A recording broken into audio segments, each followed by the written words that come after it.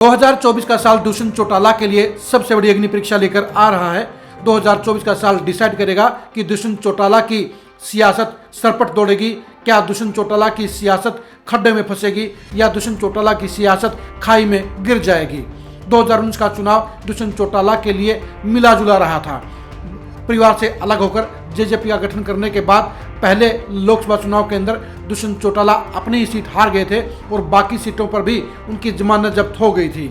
लेकिन उनके चंद महीनों के बाद विधानसभा चुनाव में दुष्यंत चौटाला को सरप्राइजिंग सपोर्ट मिला और वो 10 विधायकों के साथ बीजेपी के साथ सत्ता की हिस्सेदारी करके डिप्टी सीएम बन गए। इसकी वजह साफ थी, दुष्यंत चौटाला अपने परिवार में हुए सियासी विभाजन के बाद बेचारे बन गए थे और इनेलो के अधिकांश नेताओं और वर्करों ने दुष्यंत चौटाला का चयन किया और अभय सिंह चौटाला को ठुकराने का काम किया। परिवार की सियासत में देवीलाल की सियासत के उत्तराधिकारी के तौर पर इनेलो के वर्करों ने और हरियाणा के जाट वोटरों ने दुष्यंत चौटाला को असली उत्तराधिकारी माना और अभय सिंह चौटाला को उस पैमाने पर खरा नहीं पाया। यही वजह थी कि दुष्यंत चौटाला महज 11 महीनों की पार्टी के साथ 10 विधायक बनाकर 11 महीनों के अंदर ही अपनी सत्ता की हिस्सेदारी लेने में सफल रहे, तो दूसरी तरफ अभय सिंह चौटाला गर्दिश के शिकार हो गए और वो सिर्फ खुद ही चुनाव जीतने में सफल रहे। 2024 का चुनाव दुष्यंत चौटाला के लिए आसान किसी भी सूरत में नहीं होगा। ये भी कह सकते हैं कि दुष्यंत चौटाला की सियासत पूरी तरह से बीजेपी के साथ गठबंधन पर निर्भर करेगी। बीजेपी के नेता कह चुके हैं कि ये सत्ता का गठबंधन है, पार्टियों का गठबंधन नहीं है। वैसे बीजेपी ने जेजेपी को एनडीए गठबंधन में शामिल कर रखा है, लेकिन अब ये तय नहीं है कि बीजेपी जेजेपी के साथ लोकसभा और विधानसभा चुनाव में गठबंधन रखेगी या उससे पहले गठबंधन तोड़ देगी। बीजेपी के नेताओं के सुर और बीजेपी के हालात बता रहे हैं कि 3 राज्यों के चुनाव जीत के बाद अब उन्हें गठबंधन की जरूरत नहीं है और वो हरियाणा में बगैर गठबंधन के चुनाव लड़ेंगे। बीजेपी के नंबर 2 नेता अमित शाह भी ये ऐलान करके जा चुके हैं कि बीजेपी सभी 10 लोकसभा सीटों पर चुनाव लड़ेगी और सभी 10 की 10 सीटें जीतेगी। उन्होंने जेजेपी के साथ गठबंधन को लेकर कुछ भी नहीं कहा। इसके अलावा हाल ही में कुरुक्षेत्र और चंडीगढ़ के दौरे में अमित शाह ने दुष्यंत चौटाला के साथ कोई मुलाकात नहीं की, जिससे साबित हो रहा है, जिससे संकेत मिल रहे हैं कि बीजेपी जेजेपी के साथ 2024 में चुनावी गठबंधन नहीं करेगी। अगर ऐसा होता है तो फिर दुष्यंत चौटाला की सियासत फंस जाएगी और जेजेपी के लिए गंभीर खतरा पैदा हो जाएगा। वजह साफ है, दुष्यंत चौटाला अपने बलबूते पर लोकसभा के 2019 के मुकाबले में आधे वोट भी हासिल नहीं कर सकते हैं, क्योंकि 2019 में तो जेजेपी का गठबंधन आम आदमी पार्टी के साथ था और उसके बावजूद भी एक सीट के अलावा बाकी सीटों पर उनकी जमानत जब्त हो गई थी और खुद दुष्यंत चौटाला भी 2.5 लाख वोटों से चुनाव हार गए थे। लेकिन 2024 में अब दुष्यंत चौटाला के प्रति पॉजिटिविटी नहीं है। 2019 में दुष्यंत चौटाला के साथ जाट वोटरों की सहानुभूति थी, उन्हें 2024 में यूथ का बड़ा जन समर्थन हासिल था और उन्हें दूसरा देवीलाल बताया जा रहा था। लेकिन अब सत्ता में हिस्सेदारी के बाद अधिकांश जाट वोटरों का दुष्यंत चौटाला से मोह भंग हो चुका है और सरकार में हिस्सेदारी के चलते अब उनके लिए सबसे ज़्यादा नेगेटिविटी फैली हुई है। यह भी कह सकते हैं कि दुष्यंत चौटाला की नेगेटिविटी मनोहर खट्टर से भी ज़्यादा है। खासकर जाट वोटरों में इस समय दुष्यंत चौटाला के खिलाफ सबसे ज़्यादा नाराजगी और विरोध है।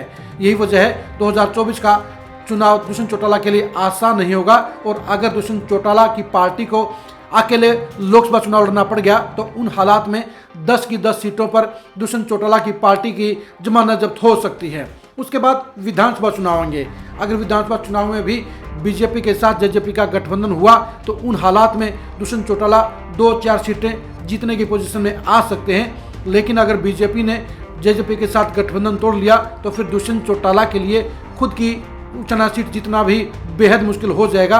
यानी उनके हालात भी अपने चाचा अभय चौटाला जैसे हो सकते हैं और जेजेपी भी उसी मुकाम पर खड़ी हो सकती है जहां आज इनेलो खड़ी हुई है।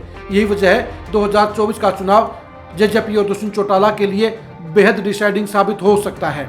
2024 के चुनाव को मद्देनजर रखते हुए ही दुष्यंत चौटाला बीजेपी के गठबंधन के साथ साथ अलग से भी तैयारियां कर रहे हैं। वो 5 लोकसभा क्षेत्रों में रैलियां भी कर चुके हैं, लेकिन ये सच्चाई है कि तैयारियां अलग होती हैं और रिजल्ट कुछ और होता है। रिजल्ट के हिसाब से ही पॉलिटिक्स चलती है और अकेले बलबूते पर लोकसभा का चुनाव लड़कर जेजेपी कुछ भी हासिल नहीं कर पाएगी और वो प्रदेश में चौथे या पांचवें नंबर पर रह सकती है। और अगर ऐसा होता है तो दुष्यंत चौटाला के लिए विधानसभा के चुनाव भी बेहद खराब हो जाएंगे और राजस्थान विधानसभा चुनाव की तरह हरियाणा में भी उनके पार्टी के अधिकांश प्रत्याशियों की जमानत जब्त होने के आसार पैदा हो जाएंगे।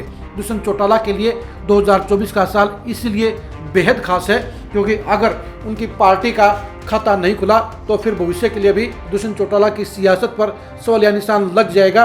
देवीलाल के उत्तराधिकारी के तौर पर भी वो सवालों के घेरे में आ जाएंगे और अगर अभय सिंह चौटाला की अगुवाई में इनेलो उनसे आगे निकल गई तो फिर जेजेपी और दुष्यंत चौटाला दोनों का सियासी भविष्य अंधकार में डूब सकता है। इसलिए कहा जा सकता है कि बीजेपी के साथ जेजेपी का गठबंधन ही एकमात्र वो सवाल है जिसके ऊपर जेजेपी और दुष्यंत चौटाला का भविष्य निर्भर करेगा। यह भी कह सकते हैं कि दुष्यंत चौटाला की चाबी अभी बीजेपी के ताले के साथ खड़ी हुई है, ताले की उम्मीद में है और ताले के साथ गठबंधन चाहती है।